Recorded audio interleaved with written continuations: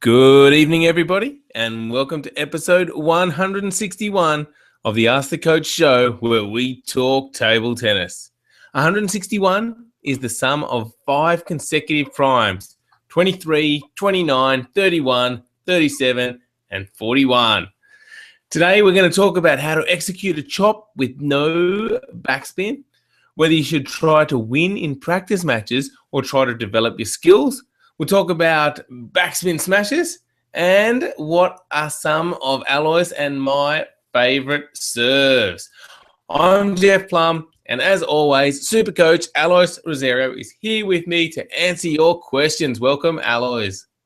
Thank you, Jeffrey, and good evening, everyone out there.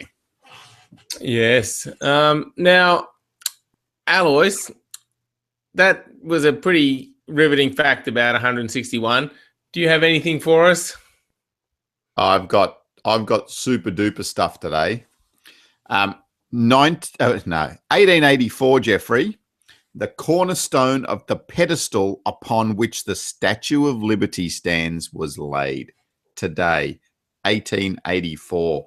And I've got an even better one. I'm not a day in history, but a day in the future. What happens 1 year from today, Jeffrey?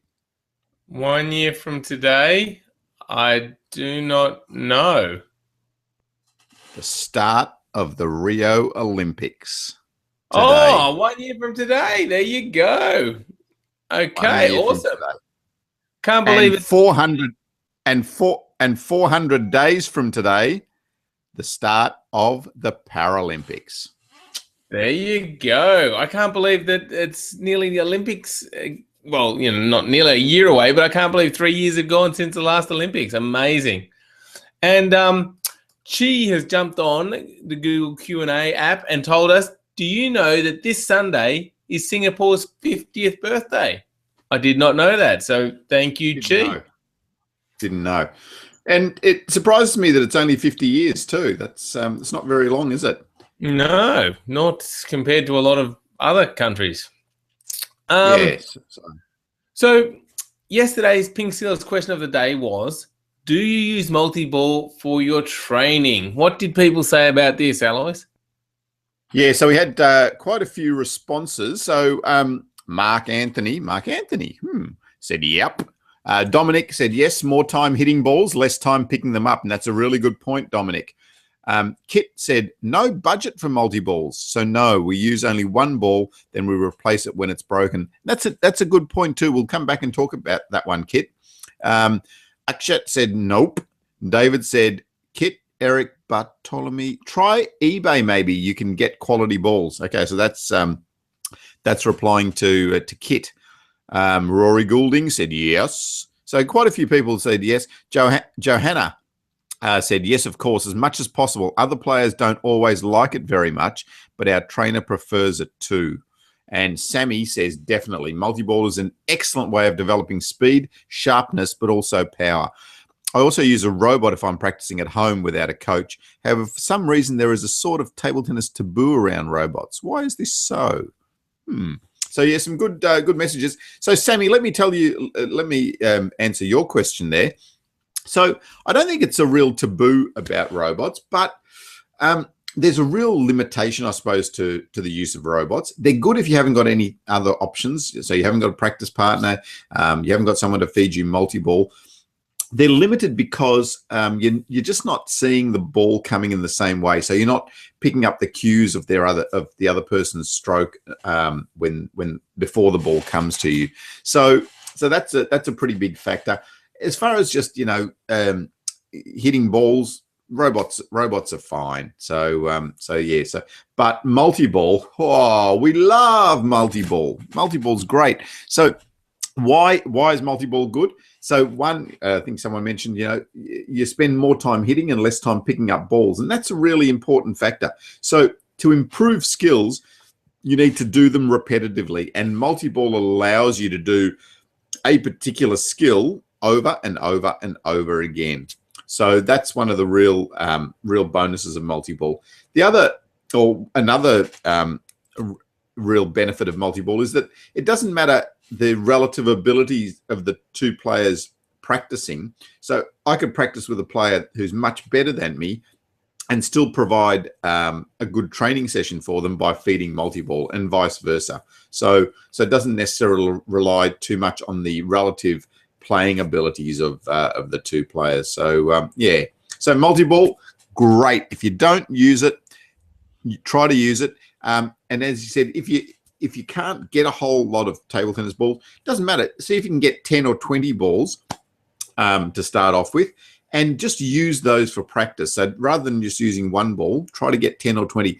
And yes, you can jump on eBay or some websites and just order some balls online pretty cheaply nowadays. So yeah, do that. If any possibility, get onto it. Yes, very good, Alois. And I'll put a link to our multi-ball course in the show notes. So if you're not sure about multi-ball, jump onto our blog and look at the show notes, and you'll see our multi-ball course there, where we talk all about multi-ball. Yeah, so multi-ball, I mean, you might think, oh, I don't think I could do it. Believe me, it's really simple to do, and it's really simple to learn how to do. So have a look at those lessons that we've got in the multi-ball course, and you'll see how simple it really is to learn how to feed multi-ball and to start to utilize it in your training. Have to do it. If you have an opportunity, you have to do it. All right, there you go. You've been told. Get on to multi-ball.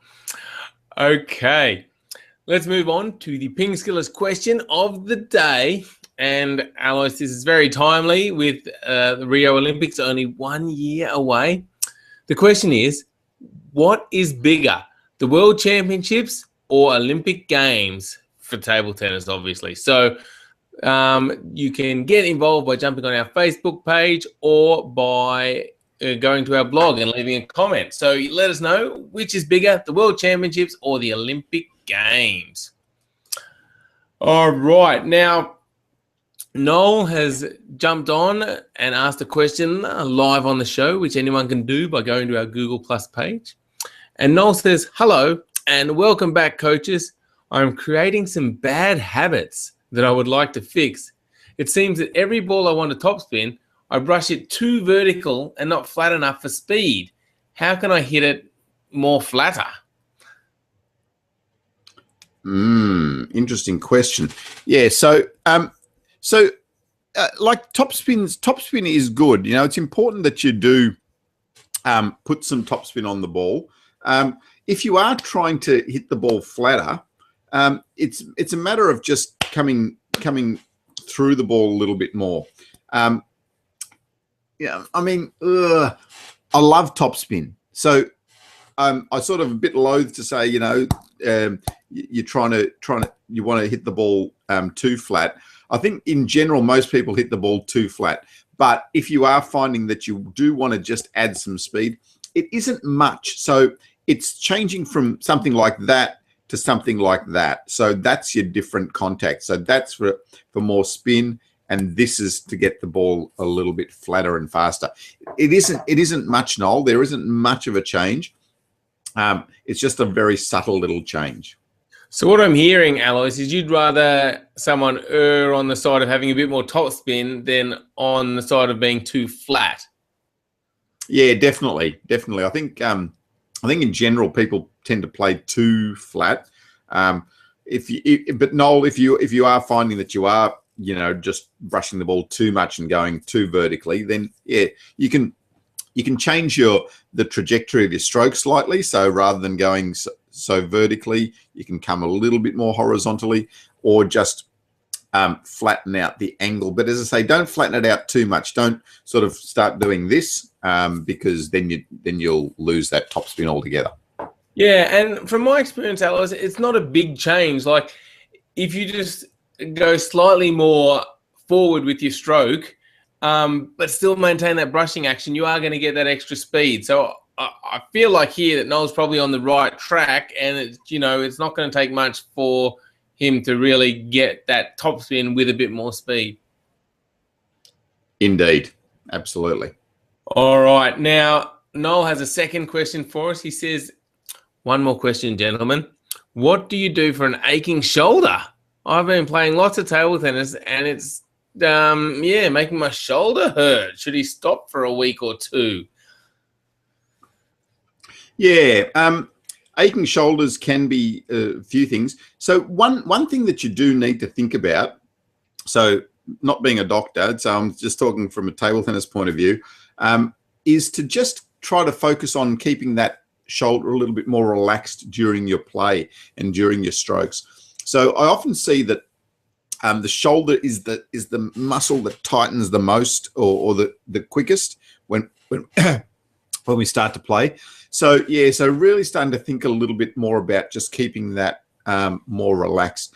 If it's an ongoing pain, it's worth getting it checked out. You know, go to a physio, go to a GP. Just make sure there's nothing, you know, structurally wrong in there. But if there isn't, then, you know, maybe it's just a matter of keeping that a little bit more relaxed rather than fighting against yourself and making your shoulder work double time. Yeah, because no, you really shouldn't be having like pain in your shoulder when playing. So like as Alois said, I think it's worth going to see a GP or a specialist, a physio, just to get it checked out, make sure everything's okay. And then if you tell them, you know, you play a lot of table tennis, you know, they'll give you the right advice on whether you need to stop and rest it or not. All right. Thank you for the question. Next up is a question from Hal. And Hal says, I would like to ask what we should do when we are chopping in order to create a no-spin ball. Many thanks. Okay, Hal. So to vary the amount of spin on your chop or your push, it's a matter of altering the angle of your racket slightly. So if you have a really flat racket and brush underneath, you're going to get more spin.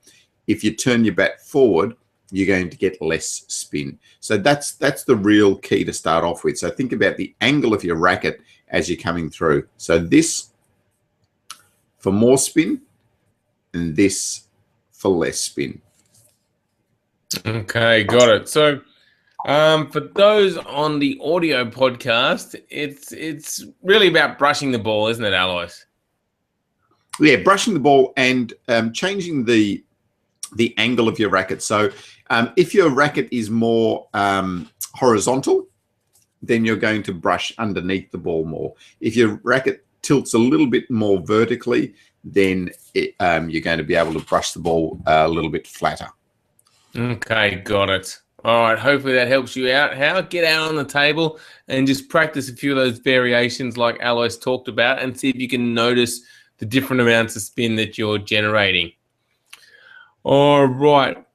Here's an interesting question from Dakota, who says, after 8 matches at my first USTTA tournament, I've been able to let go of my desire to win practice matches.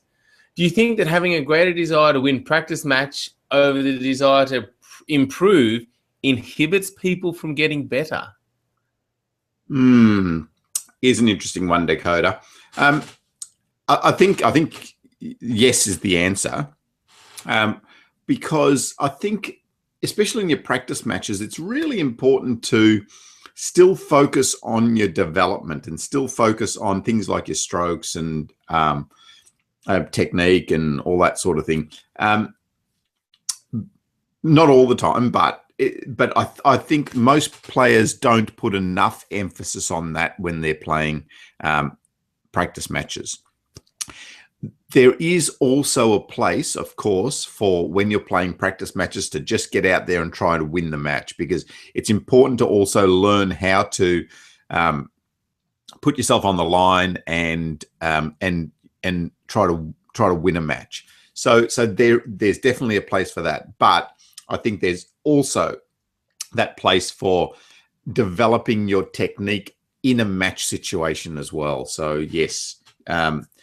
I think it is a real limiting factor for a lot of players, because when they get into the match situation, they forget about trying their technique and they just go back to all their old habits. And are they always, like opposites? Can it be that, in a desire to win, you want to play a proper third ball, so using the right techniques actually helping you? I guess it's just a bit of a mindset, isn't it? Yeah, and it definitely does. Like, especially long term. I mean, that's obviously why we're trying to play better technique, is because we want to get your game better into a higher level. Just sometimes those short term, it's easy to do that and win a point easily, rather than play a proper stroke and then think about your proper topspin and all that sort of stuff. In a game situation. But yeah, they're not mutually exclusive. Definitely not. Playing your better strokes will also increase your results as well, obviously. Yeah. So Yeah, but I guess, yeah, if you feel like you're inconsistent with that, you might choose not to play it in your practice matches to win the points. I see that. Yeah, it's a really interesting question, Dakota. Yeah, and as Alois said, you do need to think about the long term and what's going to be best for your game, especially in those practice matches. So yeah, and also, Dakota, great that you entered your first USTTA tournament as well, and just put yourself out there, and also just saw the bigger picture, I suppose, and had a bit of a moment there where you started to realize the importance of implementing technique during your training as well. Yeah, absolutely. So well done. So if any of you out there are listening to this and haven't played in a tournament, set yourself a goal to go along to a tournament. Great experience. You'll learn a lot. You'll have fun, and you'll learn a lot about where you're at in terms of your level. So get out and see if you can go to a tournament soon. All right. Next question is from Jared, who said, I recently played an opponent who would smash high balls with backspin and side spin by pulling his racket down on the ball while smashing. As I've never played against this before, it was extremely difficult to adjust to. What do you recommend? Ah, yes, the old chop smash. Well, it's a really difficult shot to get back. Like, I don't know anyone that feels comfortable returning a chop smash. But the thing is, they can only do that chop smash if you lob the ball fairly close to the net with any reliability. So if you can lob the ball deeper on the court, it becomes really hard for them to do that backspinny, side spinny, choppy type of smash. So that's probably the first thing. Try to keep your lobs a little bit deeper and on the court, which will make it harder. Yeah. On the other side, if you get a ball that high, there is no need to chop smash it, because if the ball's up that high and that close to the net, a standard smash is going to win you the point if you do it well. The problem with a chop smash is it's also risky, because you're putting backspin and side spin on the ball. The ball's not going to go straight onto the table. It's going to curve and slide, and I have seen some players miss easy balls because they sort of lairize around a little bit with that chop smash. Don't do it. Just get rid of it. Save it for some party tricks and practice matches. Never do it in a match. Don't do it. All right, got it. Put away that chop smash. Smash properly. Yeah, and if someone chop smashes to you, I've hardly ever got a chop smash back. It's just really difficult. I mean, just do your best, and I wouldn't worry about practicing trying to get those sorts of balls back. And as Alois said, the real key is don't let them smash in the first place. Keep it lower, or if they do, try and lob the ball deeper. Good question, Jared. Yep. You know what I actually would do? I'd actually go and congratulate them for making the chop smash and say, geez, that was a fantastic shot. And hopefully they try it again, because they'll probably miss the next one. Good tactics. All right. Now, here is a question from Chi, who says, Jeff and Alois, what serve would you use last time when you were in competitions? For me, I used to basically always use the pendulum serve. So yes. I used to do, either short or high toss. But yeah. pendulum. Yes, you were quite famous for the high toss serve, weren't you? And if you want to see Alois in action and doing some high toss serves, go to pingskills.com and go to the footer and click on the About Us link. You'll see a video of Alois there doing some high toss serves. Very good to watch. Thanks, Jeffrey. Yeah. It is. It's good to watch, man. And I won't ruin it too much, but you're down and you kind of, look like you're going to turn things around, and it gets very exciting towards the end. So check out Alois versus Italy. Yeah, and for me, I like the pendulum serve. It's just a really popular serve. You can get good variation with it. And I also like the little backhand serve as well. I didn't mind that. Not a lot of people used it, and I found that people weren't used to returning it. So I found the backhand serve was effective as well. All right. Well, Alois, that wraps up another show. Thank you, everyone, for watching. Thanks for all those who asked a question. And make sure you get involved by answering our PingSkills question of the day, going to our Facebook page or to our blog on the pingskills.com website. And while you are at our pingskills.com website, make sure you register for our free newsletter. We give out lots of tips every week. So thank you, everyone, and thank you, Alois. Thanks, Jeffrey. And I'm just off to eat my chocolate brownie that my daughter's just made me. Bye-bye. Yum. That looks great. See you, everyone. Bye.